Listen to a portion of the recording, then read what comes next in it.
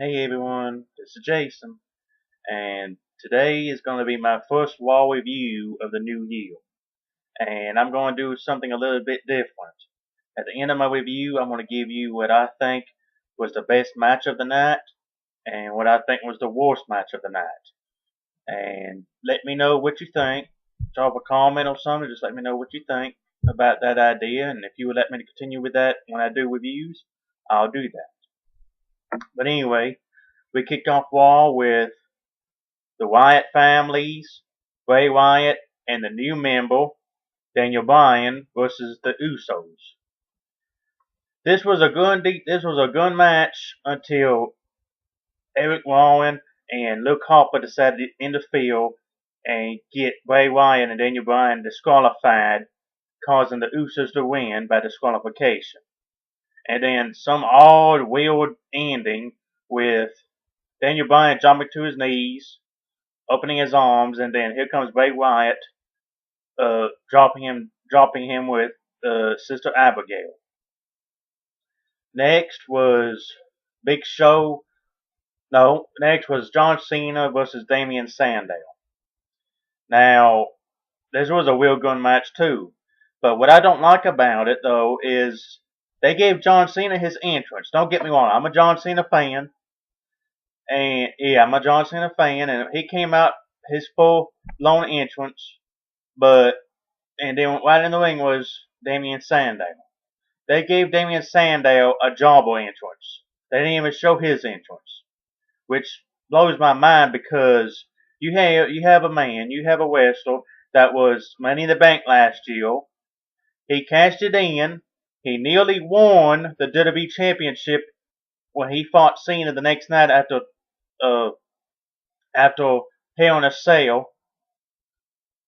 It was, in my opinion, that was a great match between Damian Sandow and John Cena.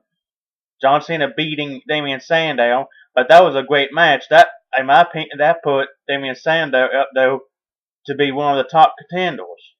And now you have him coming out to a jobber entrance, no music, not letting him come out to his entrance music, but letting John Cena come out to his full-blown entrance.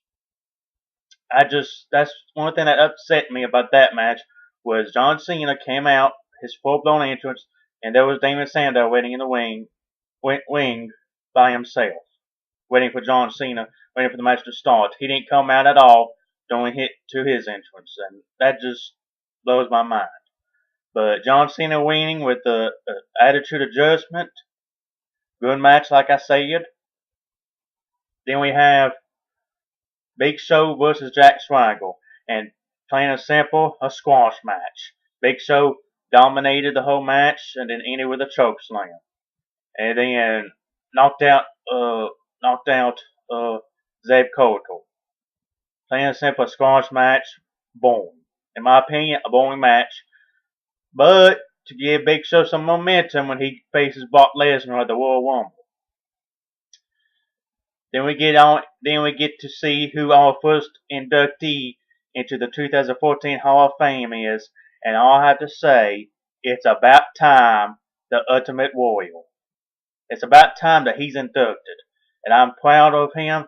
He was one of my favorite superstars in the 90s era, in the 80s era, and it's about time that he's inducted. So congratulations, Ultimate Warrior, and I can't wait to see who else will be inducted with him. Then we have Randy Orton versus Kofi Kingston. Another good match, real good match, with Kofi Kingston upsetting the WWE World Heavyweight Champion with the SOS 1-2-3. And Randy Orton, being upset that he was, decided to attack John Cena's father, who was sitting at ringside. Beat him up. John Cena came out to help him, and when they came back from break, them taking John Cena Sr. to the hospital. A good addition to the storyline to make it more personal, just like they did back in 2007 when Randy Orton punted John Cena's father. Randy Orton attacked John Cena's father this time, make it more personal. And I like that with this feud between John Cena and Randy Orton. It's been personal ever since. Brad Maddox is backstage. We have a segment with him and Kane about talking about a rematch between the Usos and Daniel Bryan and Bray Wyatt. So Brad Maddox makes a steel cage match. Going moved by the general manager of RAW that he don't suck completely, but Kane decides to up the ante and decides to lock the door with a chain and padlock, so the other Wyatt family don't get in the field. Then we have AJ Lee and Tamina Snuka versus the Funkadactyls. I admit a decent Divas tag team match with AJ Lee and Tamina Snuka coming out on top when AJ hits Cameron with the Shining Whistle. And let me say this, AJ Lee, in my opinion, you could say anything about her, but you got to admit she is probably one of the greatest Divas champions. Is becoming one of the greatest Divas champion of all time. She's held on to that title for a year now, almost a year, and every time she's defended it, she's retained it. So I give props to AJ Lee, and I hope she continues that way, and I hope she remains Divas champion for a long time. Then we have the Shield versus CM Punk and the New Age Outlaws.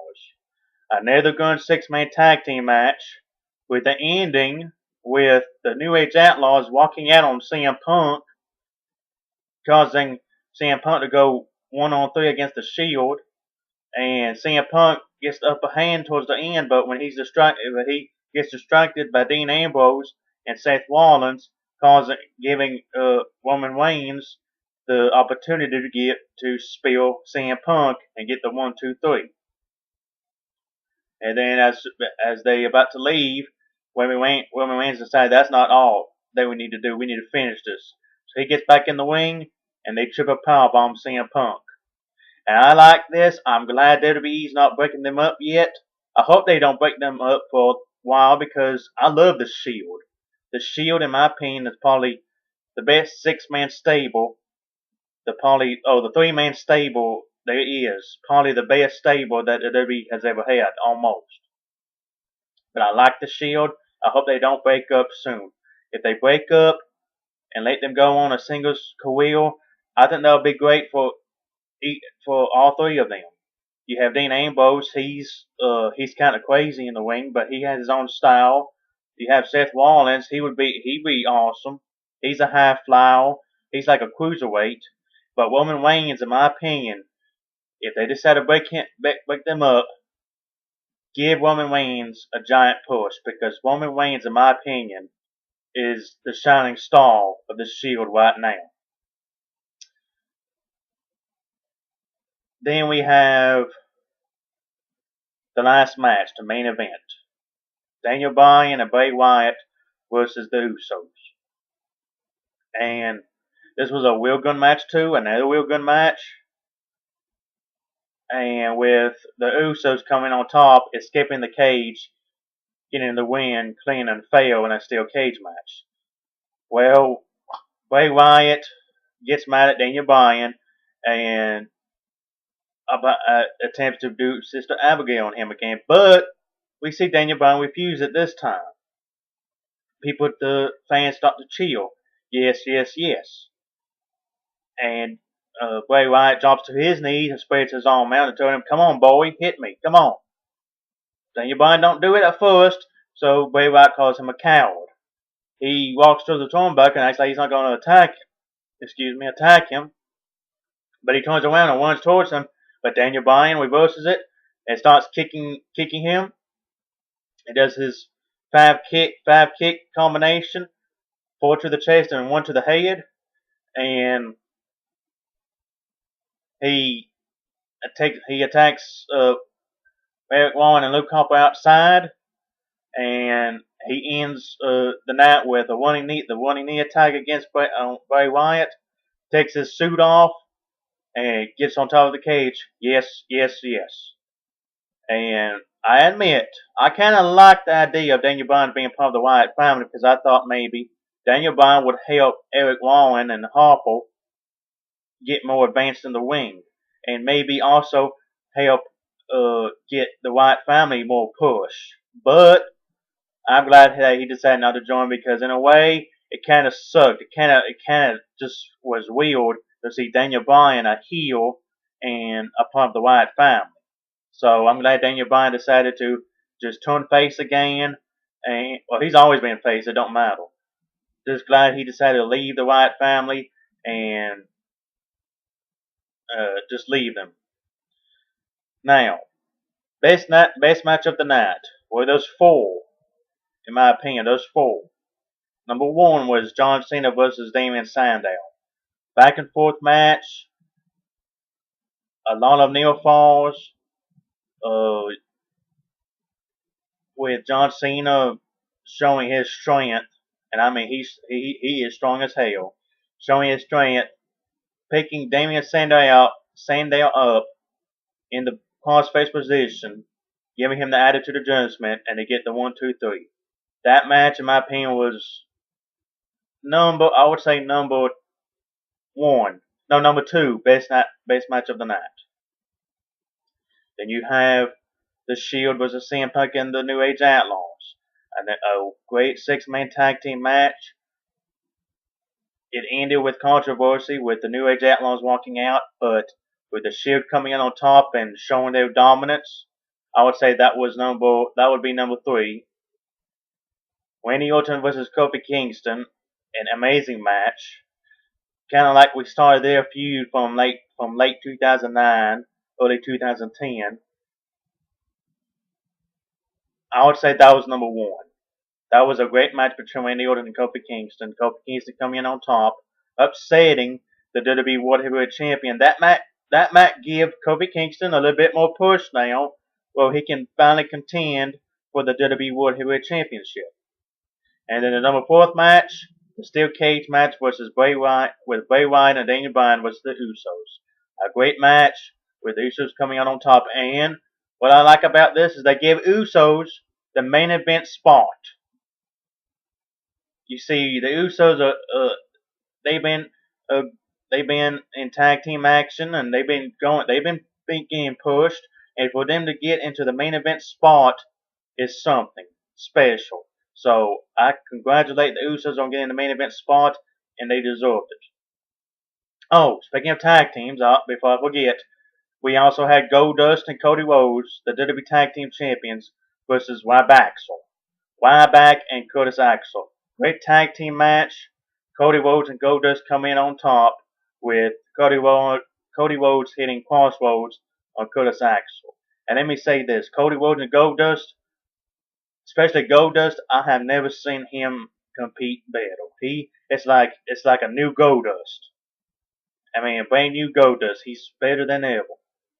That was a real good tag team match too. Still the tag team champions, they've held the tag team champions now for a good while, and and this is making the tag team division get more popular again, and I like it. Now the fourth, and like I said, the fourth best match of the night, Daniel Bryan and Bray Wyatt versus the Usos. Now, the worst match of the night, Big Show versus Jack Swagger, plain and simple. It was boring. Big Show dominated.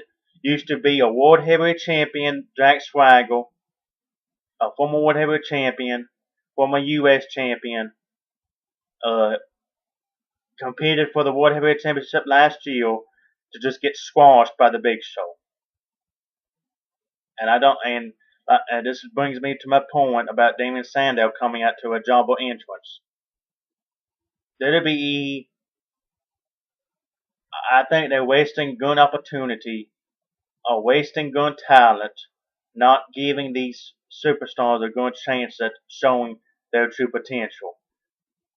That's how I feel. Just like Jack Swagger, like I said, former World Heavyweight Champion, former United States Champion, just to get squashed by Big Show. That was the worst match of the night, in my opinion. But that concludes my first RAW review of the year, and I'm going to try my best to do more reviews.